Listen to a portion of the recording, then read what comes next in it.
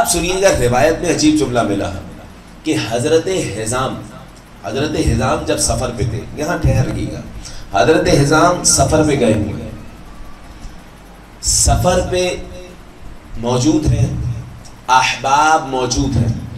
جناب حزام کچھ دیر کے لیے اس عالم میں گئے کہ نہ کہہ سکتے کہ عالم خواب تھا، نہ یہ کہہ سکتے کہ میں جاگ رہا تھا. میں نے دیکھا کہ میرے ہاتھ میں قیمتی در موتی ہے، میں اسے دیکھ رہا ہوں، یہ موتی قیمتی در میں نے کبھی زندگی میں نہیں دیکھا، اتنا قیمتی در. یہ دیکھ ہی رہا تھا کہ جاء فارسن، ایک گھڑ سوار سامنے آیا اور آنے کے بعد کہنے لگا اے حزام، یہ جو ہاتھوں میں در ہے یہ ہمیں دو گے؟ کتنے میں دو گے؟ تو جناب حزام نے کہا بھائی قیمت کا تو مجھے اندازہ نہیں. سامنے والے نے، آنے والے نے ایک اور جملہ کہا، آنے والے نے کہا قیمت کا تو ہمیں بھی اندازہ نہیں، لیکن کسی کریم کو بیچنا، کسی کریم کو بیچنا، اللہ تمہیں دنیا و آخرت کا عظیم اجر عطا کرے گا. اب جملہ یاد کر لیا آپ نے کہ قیمت تو مجھے بھی معلوم نہیں ہے.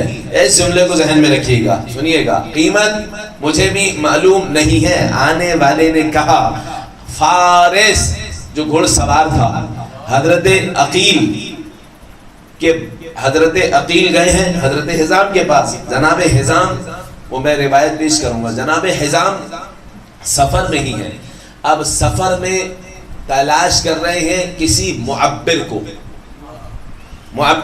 معبر نے بیان کیا، تعبیر بیان کرنے والا، اس نے بیان کیا کہ دیکھو اگر خواب سچا ہے تو اللہ تمہیں ایک بیٹی عطا کرے گا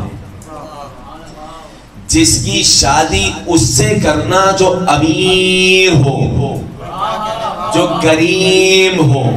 گھر پہنچے ہیں، سفر سے پلٹے ہیں تو خبر دی گئی اللہ نے آپ کو بیٹی عطا کی ہے.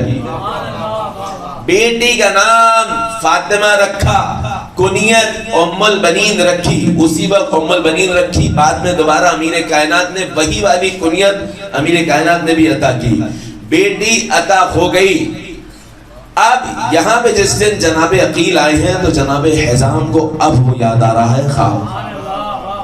واضح ہو رہی ہے بات؟ اب پلٹ کے آ گئے. اب سنیے گا، سوال یہ کہ وہ گھوڑ سوار تھا کون؟ کہ کریم کو دینا. اگر آپ یہ کہہ رہے ہیں کہ وہ گھوڑ سوار علی تھے تو ایک سوال پیدا ہوگا، پھر اس نے کیوں کہا کہ مجھے قیمت نہیں معلوم ہے؟ یہ اس جملے تک مجھے لانا تھا. یہ کیوں کہا قیمت نہیں معلوم ہے؟ کائنات کے نبی صلی اللہ علیہ وآلہ